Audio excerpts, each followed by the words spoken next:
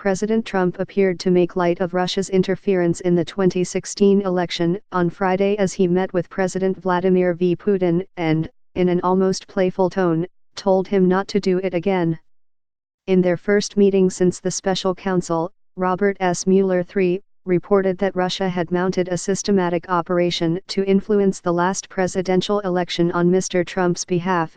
The two leaders made no mention of that issue or other points of contention between them while news cameras recorded the moment. Only when a reporter asked Mr. Trump if he would tell Mr. Putin not to meddle in American elections did the president comment.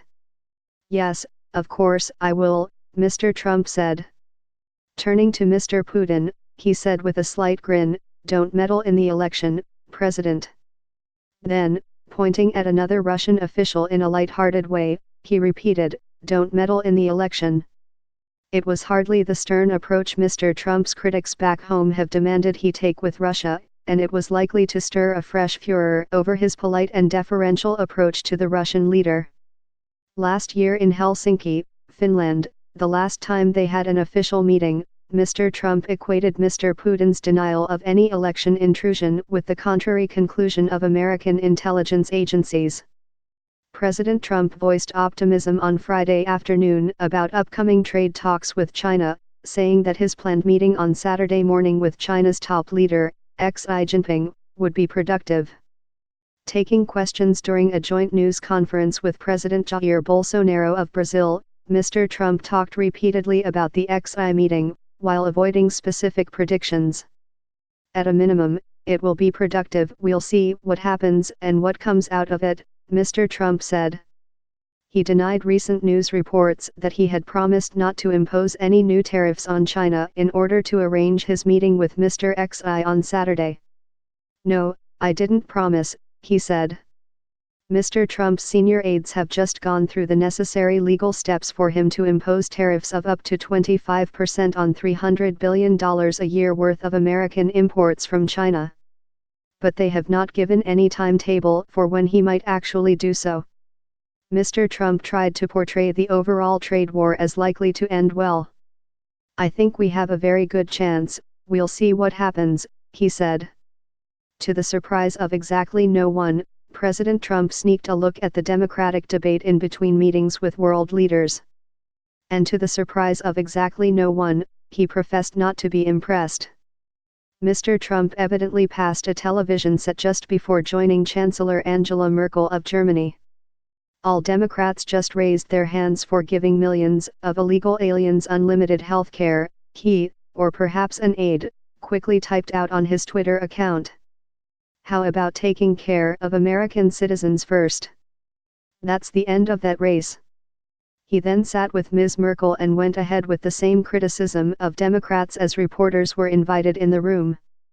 "You know they have a debate going on," he said to Ms. Merkel. "They had the first debate last night. Perhaps you saw it. It wasn't very exciting, I can tell you that. And they have another one going on. They definitely have plenty of candidates, that's about it. So I look forward to spending time with you rather than watching." Less than 24 hours after tweeting a strong complaint about India's trade policies, part of a barrage of criticism of American allies, President Trump met with Prime Minister Narendra Modi of India. Mr. Trump began their conversation with congratulations on Mr. Modi's recent re-election and conciliatory comments about the need for close bilateral relations. "The relationship with India," Mr. Trump said, "has not ever been better than it is right now." Mr. Modi said the two leaders would be discussing Iran, 5G mobile communications, bilateral relations and defense relations. "We have a position which is far-sighted and positive," Mr. Modi said. Mr. Trump had tweeted before arriving in Osaka, "I look forward to speaking with Prime Minister Modi about the fact that India, for years having put very high tariffs against the United States, just recently increased the tariffs even further. This is unacceptable and the tariffs must be withdrawn."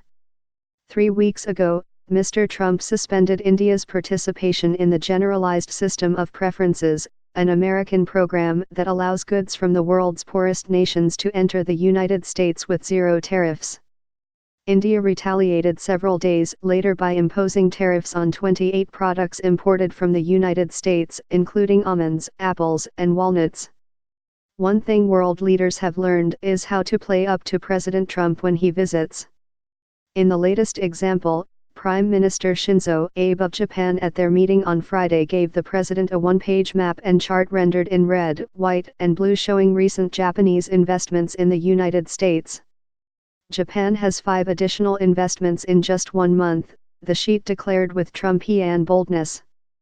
The 5 investments were all pretty small, bore $2 million for job training in Michigan and $3 million for 34 new jobs in Alabama, for example. The biggest one was $100 million financing 150 new jobs at a plant in Kentucky.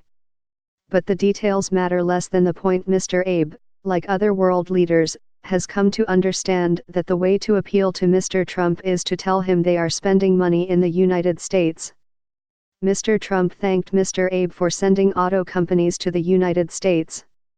"They're building magnificent plants," he said. As the host of the G20 summit, Prime Minister Shinzo Abe has lined up a series of bilateral talks with leaders from around the globe, including President Trump, President Xi Jinping of China, Prime Minister Narendra Modi of India, Prime Minister Theresa May of Britain and Prime Minister Macky Sall of Senegal.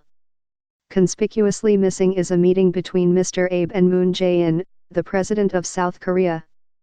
Given the fact that they are close neighbors, have shared concerns about North Korea and both host American military troops at a time when Mr. Trump has been questioning the need for bases abroad, it would seem the two leaders might have plenty to talk about. But diplomatic relations between the two countries have frayed considerably of late. The two countries have long tussled over painful historical memories, with South Korea pushing Japan to more fully accept responsibility for occupying Korea and mobilizing Koreans for its war effort. But more recently, the old wounds have been reopened by a series of court decisions in Seoul regarding citizens who were conscripted to work effectively as slave laborers in Japanese factories during World War II. Japanese government officials have steadfastly declined to answer questions about why the two sides are not meeting at the G20. But in a media briefing Friday morning, Takashi Asuga, press secretary for the Foreign Ministry, suggested that a meeting could yet take place. President Trump and Xi Jinping, the top leader of China, both said at a news briefing early Friday afternoon that they wanted to foster the global development of the digital economy, but offered no details on how they might resolve their differences on what that economy might look like. China has become the world's dominant manufacturer and exporter of digital surveillance equipment, using it extensively at home and selling it to other countries, particularly in the developing world. Mr. Xi said that the interests of developing countries and industrialized countries would need to be carefully balanced in the digital economy. Effective data governance, he said, will not only facilitate the collection, analysis, application, and flow of data, but also respect the right to self-management of all countries and ensure secure and orderly utilization of data. Mr. Trump said that the United States opposed some countries' requirements that data be held within their borders. Not only China but also countries like India have enacted stringent rules requiring that data from their citizens be stored within their borders, where their security services are readily able to access it. Reporting was contributed by Michael Crowley, Peter Baker, Keith Bradshaw and Motoko Rich from Osaka, Japan, and by Jane Perlez from Beijing.